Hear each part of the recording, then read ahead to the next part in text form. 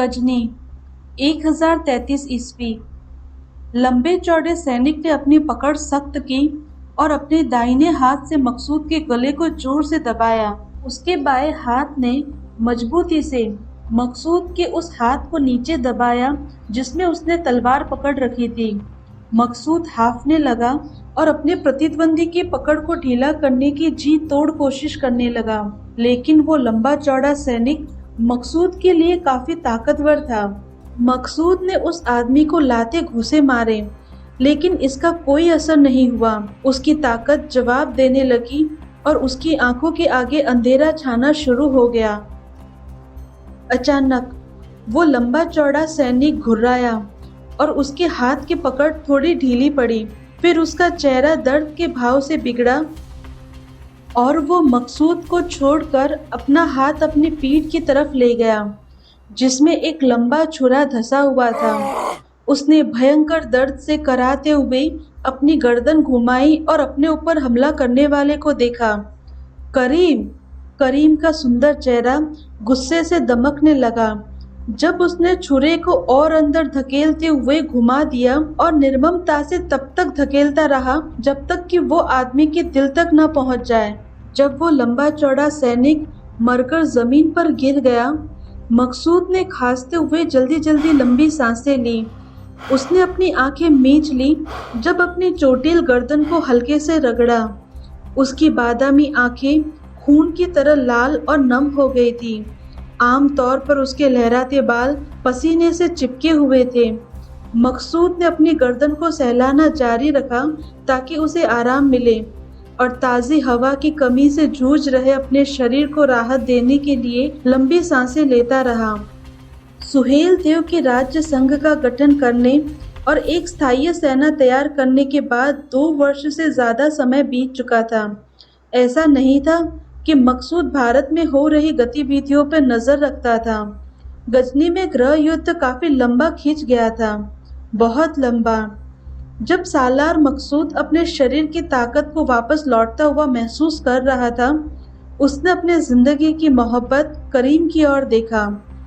करीम मकसूद के सामने उसका बचाव करने की मुद्रा में खड़ा था। उसकी पीठ मकसूद की तरफ थी और उसकी तलवार किसी भी खतरे को लड़ने के लिए तैयार थी। लेकिन अब कोई बड़ा खतरा नहीं बचा था। मकसूद ने असुर के मृत शरीर की तरफ देखा। वो लंबा चौड़ा अर्सियाई सैनिक जिसे अभी अभी करीम ने मारा था। मकसूद ने उसकी लाश पर थूक दिया। इस कमीने ने मुझे मार ही डाला था। वो धीरे धीरे उठा और करीम का सहारा लेने से हाथ हिलाकर मना कर दिया। फिर उसने वहां से कुछ मीटर आगे पड़ी बुरी तरह से घायल एक आकृति को देखा। महमूद गजनवी का छोटा बेटा मोहम्मद जमीन पर औंधा पड़ा था। उसके शरीर पर कई जगह से खून बह रहा था। जब वो नीचे गिर रहा था तो मकसूद और उसके सैनिकों ने उसे अपनी गिरफ्त में लेने के लिए दौड़े, जबकि मोहम्मद के खास पहरेदारों ने उनके बचाव के लिए भयावह और आखिरी कोशिश की थी। असुर जिसे करीम ने अभी अभी खत्म किया था, मोहम्मद के बचपन से ही उसका निजी अंगरक्षक, साथी और रक्षक था। उसकी मौत के साथ ही मोहम्मद अपनी जिंदगी में पहली बार बिल्कुल अकेला रह गया था। मकसूद ने अपने गीले बालों में उंगलियां फिराई। उसने जानबूझकर ऐसा किया और थोड़ा समय बिताया ताकि अपने सामने पड़े हुए आदमी की फिक्र को बढ़ाया जा सके। जब मकसूद की परछाई उसके शरीर पर पड़ी, मोहम्मद ने अपने पैरों पर उठने की कोशिश की। वो अपने दोनों हाथों और पैरों पर किसी तरह खड़ा हो गया, लेकिन उसके थके हुए शरीर ने उसके ऊपर उठने से इनकार कर दिया। मकसूद ने उसकी पीठ धीरे से, करीब करीब कोमलता से थपथपाई। युद्ध खत्म हो चुका है भाई, उसने धीरे से फुसफुसाते हुए कहा।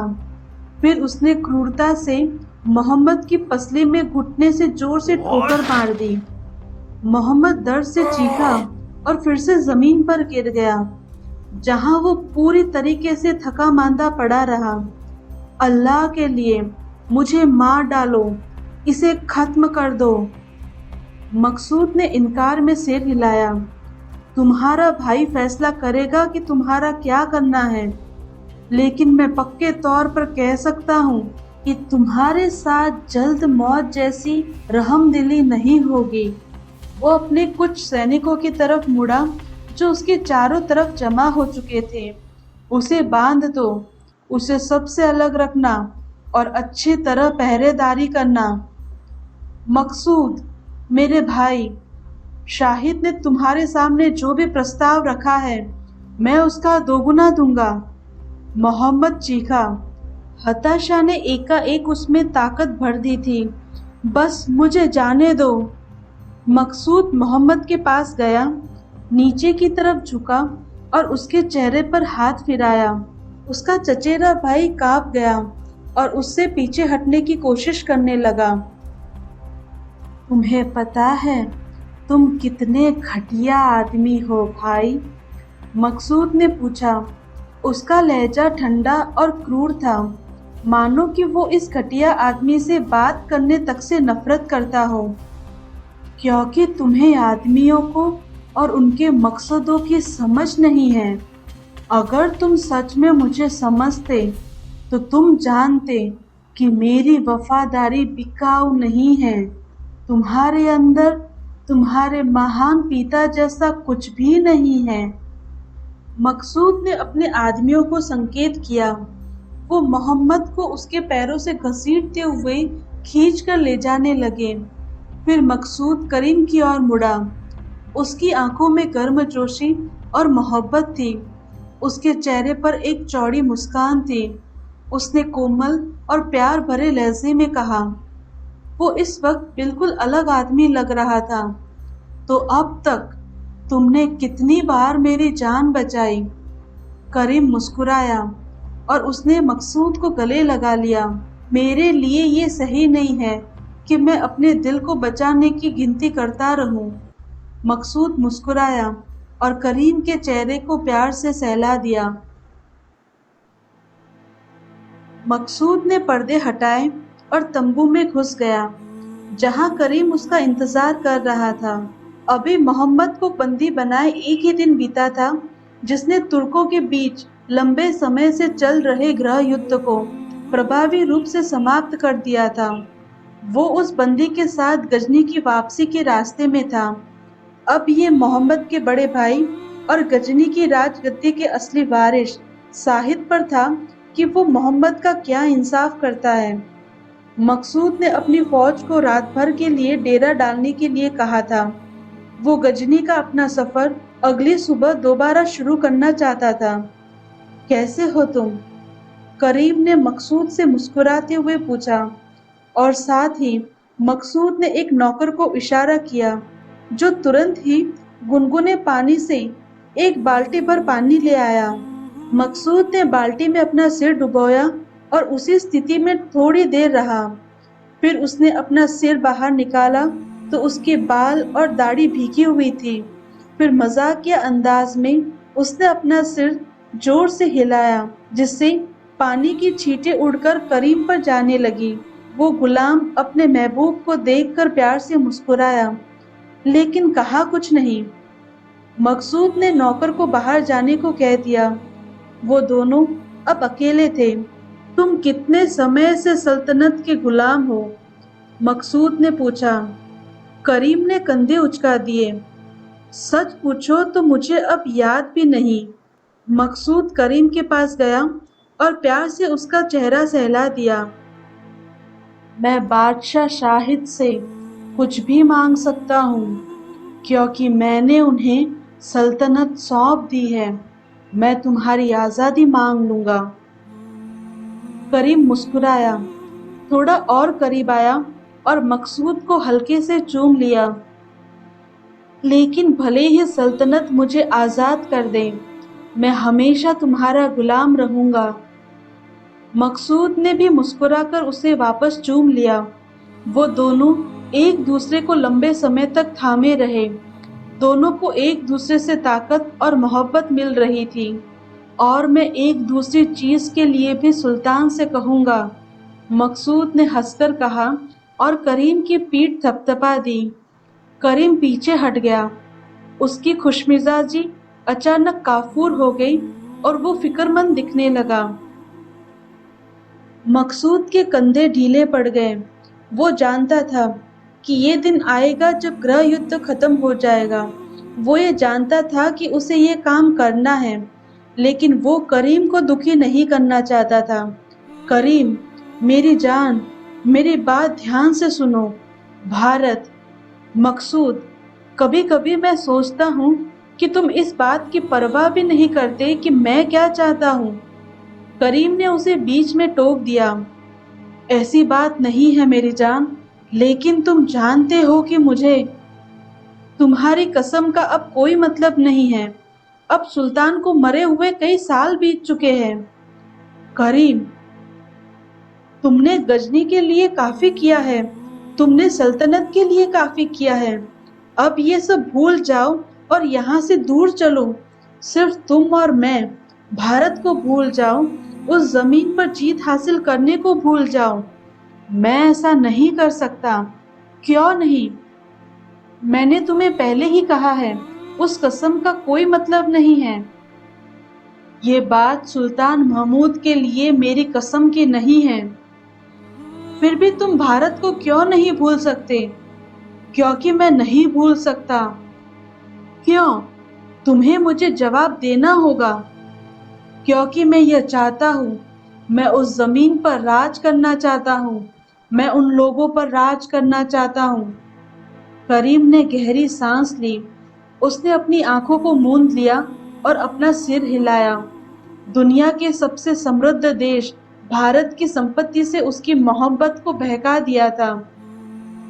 करीम ने मकसूद के हाथों को थामकर नरम लहजे में कहा, मेरी बात ध्यान से सुनो मेरी जान। दौलत का कोई मतलब नहीं है। क्या हमारे अपने महान इमाम ने ये सलाह नहीं दी कि हमें दौलत को अपने पैरों की धूल समझना चाहिए, क्योंकि जब धूल तुम्हारे सिर पर चढ़ आती है तो वह तुम्हारी कब्र बन जाती है। मकसूद की आंखें पत्थर की तरह सख्त थी। मैं वहां जा रहा हूं करीम। मैं भारत को जीतने जा रहा हूं, और जब मैं उस पर राज करूंगा तो तुम मेरे बगल में बैठोगे। क्या ये बात साफ है? करीम खामोश रहा। उसके चेहरे पर दुख और उदासी के भाव थे। यह उदासी इस बात की थी कि वो उसे बचा नहीं सकता जिससे वो मोहब्बत करता है। क्या ये बात साफ है? करीम ने हामी भरी। हाँ। खुशामदीद महान ख्वाजा हसन। मकसूद ने अपना सिर थोड़ा झुकाते हुए गजनी के वजीर आजम से कहा, आराम से तशरीफ रखिए। मकसूद जानता था कि उसे गजनी के ईरानी वजीर आजम के लिए आदर दिखाना होगा। दुबले पतले और हमेशा पैसे की बात सोचने वाले ख्वाजा हसन जैसी शख्सियत फौजी मकसूद के लिए मजाक का पात्र थी, लेकिन हसन ने अपने आप को बचाए रखा। वो कई सालों तक सुल्तान महमूद का वजीर आजम था और अब उसने चालाकी से अपने आप को नए सुल्तान शाहिद के खास आदमियों में शामिल कर लिया था। हसन मुस्कुराया और बैठ गया। ये मकसूद का निजी महल था। वो अपने माता पिता और परिवार के दूसरे सदस्यों से अलग रहता था। हसन ने करीम की ओर देखा, जो वहां थोड़ी दूर पर खड़ा था। तुम कैसे हो करीम? करीम ने नीचे झुककर वजीर आजम के लिए आदर दिखाया और पारंपरिक ईरानी शैली में अपनी दाहिनी हथेली को अपने ललाट तक ले जाकर उनका अभिवादन किया। मैं अच्छा हूँ महान वजीर आजम। करीम को इस तरह ईरानी तहजीब के मुताबिक आदर दिखाने पर हसन प्रभावित था। ऐसा आदर शासक वर्ग ना तो तुर्क ना ही अरब कभी नहीं दिखाते थे। वजीर आजम मकसूद की तरफ फिर से मुड़ा। सुल्तान तुमसे खुश है सालार मकसूद। मैं यहाँ अपने साथ उनकी तरफ से कई कीमती तोहफे लेकर आया हूँ। उन्होंने तुम्हें ये बताने को भी कहा है कि उनका प्रस्ताव अभी भी कायम है। तुम अपनी पसंद से किसी भी सूबे के हाकिम बन सकते हो। तुम जो चाहो वो मांग सकते हो। तुम्हें किसी भी चीज के लिए मना नहीं किया जाएगा। मकसूद मुस्कुराया। मैंने केवल 2 चीजें मांगी है। नेक सुल्तान जानते हैं कि वो क्या है। हसन मुस्कुराया, कुलीन और प्रभावशाली तरीके से। उसने मकसूद को एक बंद खत सौंपा। तुम्हारे मित्र की आजादी का इश्तिहार। मकसूद ने खत लिया और उसे खोलने से पहले करीम की ओर देखा। उसने खत को खोला और उसे 2 बार पढ़ा। हर अगले शब्द के साथ उसकी मुस्कुराहट बढ़ती जा रही थी। उसने फिर से करीम की ओर देखा और मुस्कुराया, गर्मजोशी और मोहब्बत भरी मुस्कान। फिर वो हसन की ओर मुड़ा। क्या कुछ और भी है? हसन कई ज्यादा मुस्कुराते हुए बोला, हाँ, कुछ और भी है। वजीर आजम ने अपने थैले में से एक और खत निकाला। इस बार तरीका पहले से भी ज्यादा प्रभावशाली था। सालार मकसूद इस खत पर ऐसे झपट्टा मारा जैसे कोई बच्चा अपनी मनपसंद मिठाई पर झपटता है। उसने तुरंत उसे खोला और पढ़ना शुरू किया। बेताबी से वो लच्छेदार भाषा और आडंबरपूर्ण शब्दों को छोड़ता रहा जब तक कि वो सबसे अहम हिस्से तक ना पहुंच जाए। गजनी के साम्राज्य के प्रति आपकी साहसपूर्ण सेवा और अटल स्वामी भक्ति के सम्मान में महामहिम सुल्तान अपनी असीमित उदारता और कृपा के साथ आपको राजसी सेवा का प्रधान सेनापति नियुक्त करने में प्रसन्नता का अनुभव करते हैं। आपको अपने नए पद पर तुरंत प्रभाव से आसीन होना होगा और भारत पर आक्रमण की तैयारी शुरू करने का निर्देश दिया जाता है। इस उद्देश्य के लिए आपको सेना के सभी आदमियों और संसाधनों को जमा करने का अधिकार दिया जाता है, केवल उस सैन्य दल को छोड़कर जो राज्य की रक्षा के लिए आवश्यक है, और साथ ही भारत को सच्ची आस्था के उजाले में लाने और महामहिम सुल्तान अमीरे शाहिद के उदार और न्यायप्रिय शासन के अधीन लाने के लिए भारत की तरफ बढ़ने का अधिकार दिया जाता है। खत पर सुल्तान के हस्ताक्षर और सैबूतगिन गजनवी साम्राज्य की मोहर लगी थी। मकसूद के चेहरे पर विजयी मुस्कान आ गई। ये आक्रमण इतने बड़े पैमाने पर होगा जैसा महमूद ने कभी नहीं किया था। मरहूम सुल्तान ने तो केवल हमला किया था और एक बार मकसद पूरा होने के बाद वो वापस लौट आए थे, लेकिन मकसूद का मकसद भारत पर विजय प्राप्त करना और राज करना था। वो एक बार फिर से करीम की ओर मुड़ा। उसका जोश और खुशी उसके चेहरे पर साफ झलक रही थी। दूसरी तरफ करीम अपने मन में असली जज्बातों को छिपाने में कामयाब रहा। मुबारक हो महान सेनापति, करीम ने जोर से कहा। भारत जल्दी ही गजनी के पैरों में होगा। मकसूद मुस्कुराया। वो वापस हसन की ओर मुड़ा, खत को ऊपर उठाया और कहा, इस नेक काम के लिए महान सुल्तान को मेरा शुक्रिया कहिएगा। मैं जल्द ही भारत को जीतकर उनकी सल्तनत में शामिल कर दूंगा। सुल्तान को भी इससे कम की उम्मीद नहीं है, हसन ने मुस्कुराते हुए कहा। वो आगे बोलने से पहले कुछ हिचकिचाता हुआ लग रहा था। क्या मैं तुमसे कुछ पूछ सकता हूँ? बेशक वजीर आजम। तुम आसानी से गजनी में सबसे ताकतवर लोगों में से एक की तरह अय्याशी की जिंदगी बिता सकते थे। तुमने एक और मुश्किल मुहिम पर जाने के लिए इतनी जिद क्यों ठान रखी है? मकसूद ने सावधानी से खत को वापस मोड़ा, फिर हसन की ओर ऊपर देखा। मैंने अपने मामा मरहूम सुल्तान महमूद से वादा किया था। मैंने कसम ली थी कि मैं पूरे भारत पर जीत हासिल करूंगा और उस काफिरों के इलाके को मुसलमानों के देश में बदल दूंगा।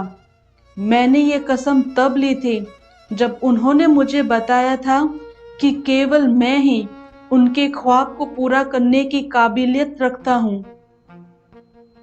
हाँ, और महान सुल्तान साजिद का भी ख्वाब यही है। बेशक हसन ये नहीं जानता था कि मकसूद की नीयत भारत पर सिर्फ जीत हासिल करने और उसे मुसलमान देश बनाने की नहीं, बल्कि उस पर राज करने की भी थी, कम से कम उत्तर भारत पर।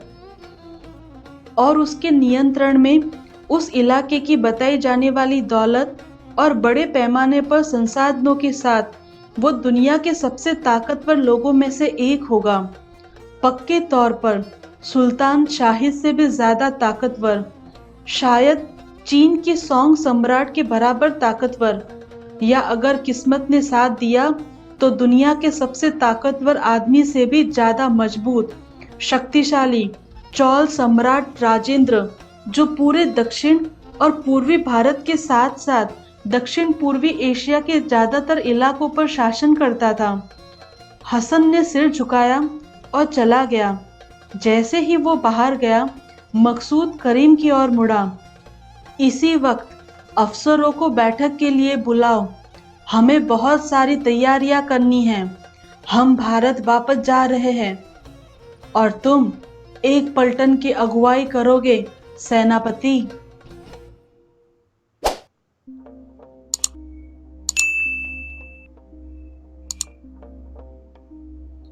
अध्याय 24। पत्र समाप्त करते ही सम्राट राजेंद्र चोल की भौहें चढ़ गई और संदेशवाहक की ओर घूर कर देखा। काशीनाथ ने अपना चेहरा भावहीन बना रखा था। वो अपनी घबराहट छुपाने की भरपूर कोशिश कर रहे थे, लेकिन काशीनाथ का भय समझा जा सकता था। आखिरकार ऐसे रोज नहीं होता जब कोई दुनिया के सबसे शक्तिशाली व्यक्ति से मिल रहा हो, और अगर वो उत्तर में तुर्क सेना से लोहा लेना चाहते हो तो उन्हें सम्राट की मदद लेनी ही होगी। समझौता वार्ता बेहद कठिन थी, क्योंकि काशीनाथ सालार मकसूद के विरुद्ध मदद मांग रहे थे, जो पहले ही तबाही मचाता हुआ उत्तर पश्चिम भारत में प्रवेश कर चुका था। काशीनाथ के पास सहायता के बदले में ऐसा कुछ नहीं था जो सम्राट राजेंद्र चोल को देने के लिए पेशकश की जा सके। ना धन, ना भूमि, ना अधीनता स्वीकार करने का प्रस्ताव।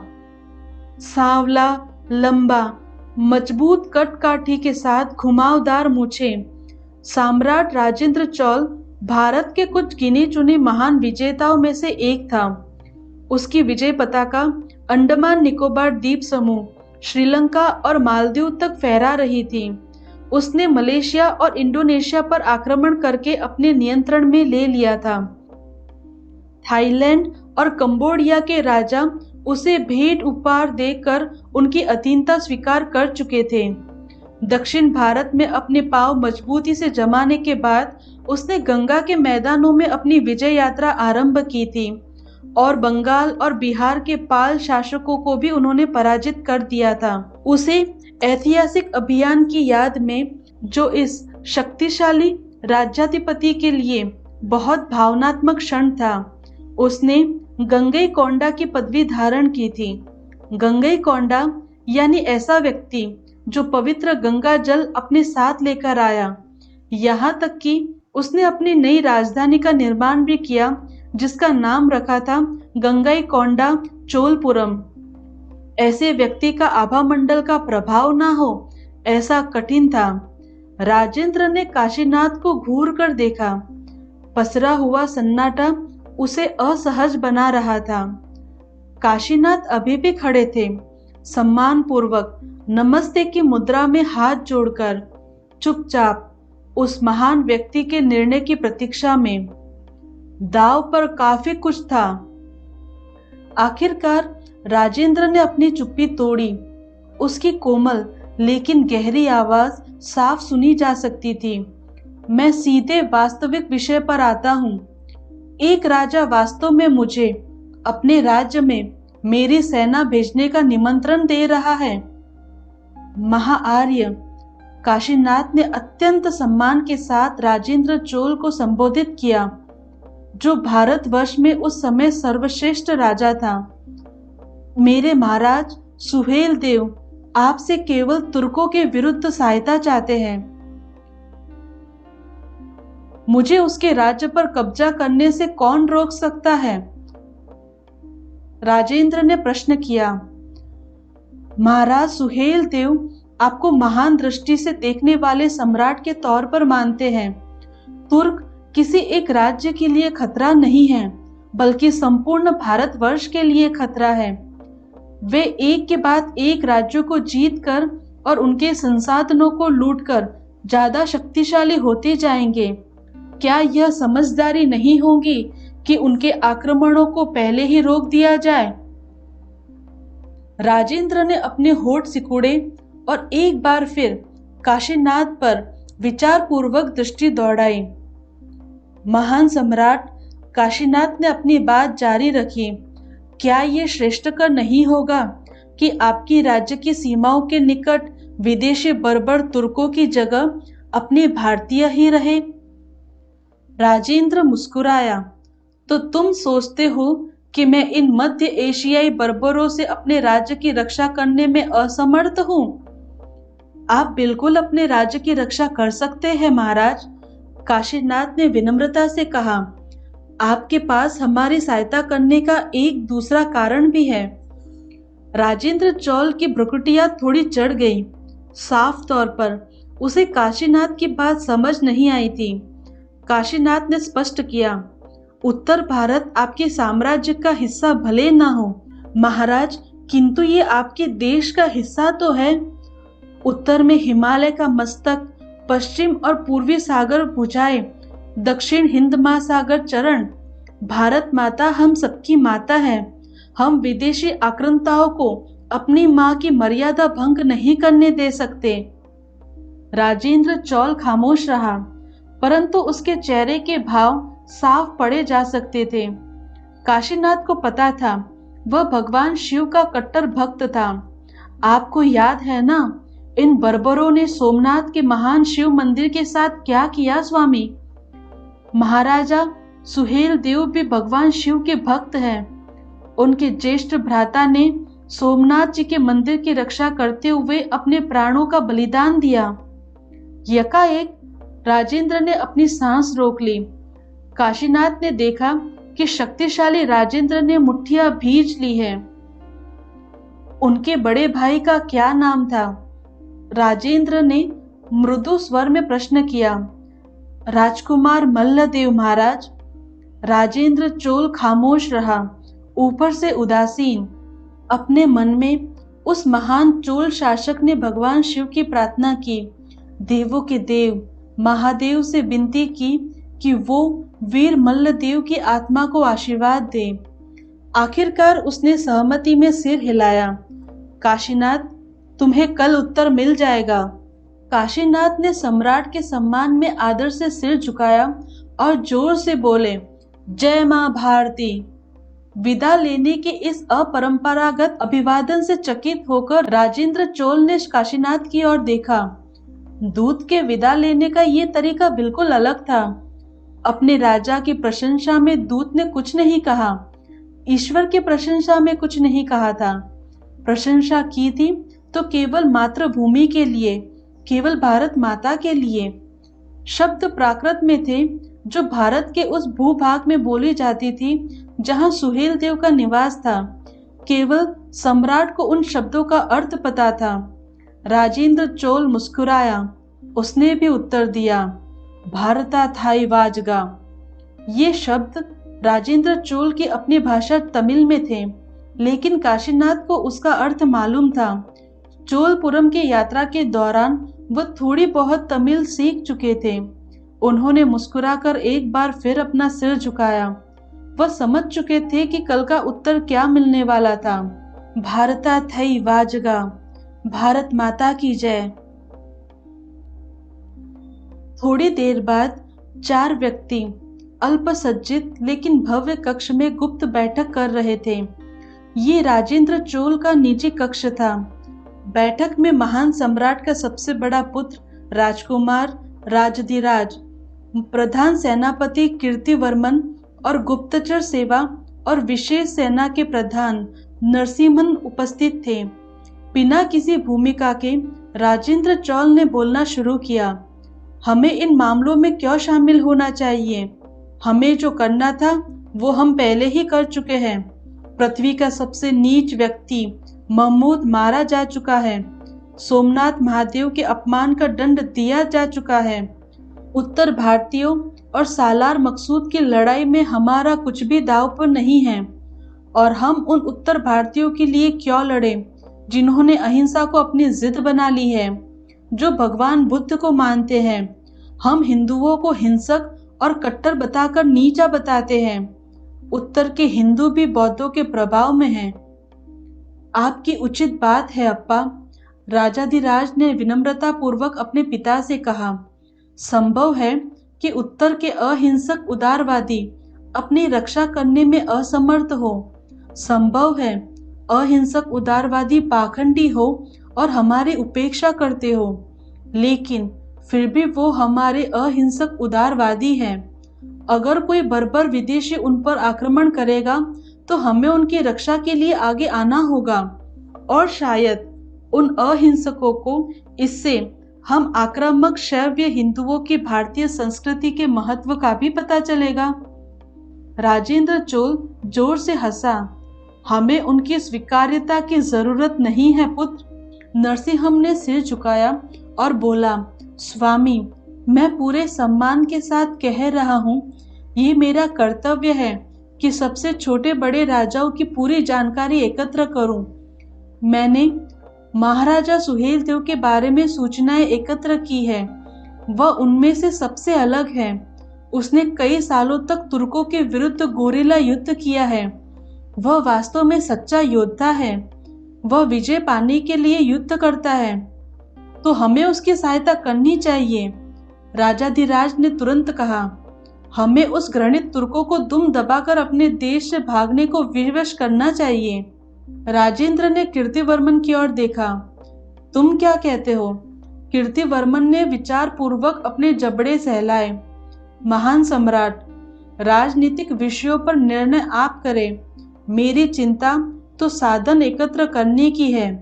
अगर आप अभी तुरंत आज्ञा भी दे तो हमें सेना तैयार करने में थोड़ा समय लगेगा। फिर हमें श्रावस्ती की ओर कूच करना होगा।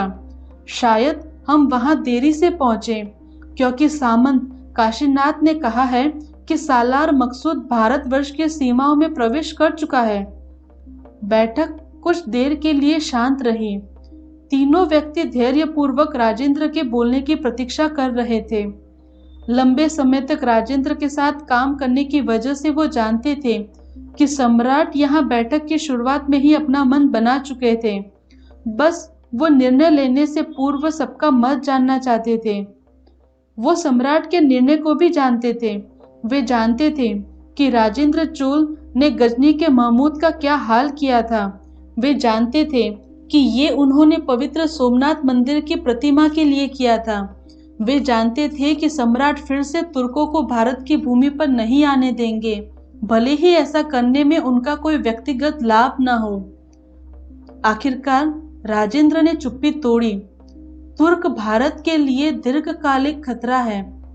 जब हमने महमूद का वध किया और गजनी में गृह युद्ध फूट पड़ा, मैंने सोचा कि समस्या का समाधान हो गया, लेकिन अब लगता है भेड़ियों के बच्चों से भी सावधान रहना चाहिए। महान चोल सम्राट आगे की ओर झुका। सभी व्यक्ति उसके निकट आ गए और वो बुदबुदाया, तो हमारी योजना ये होगी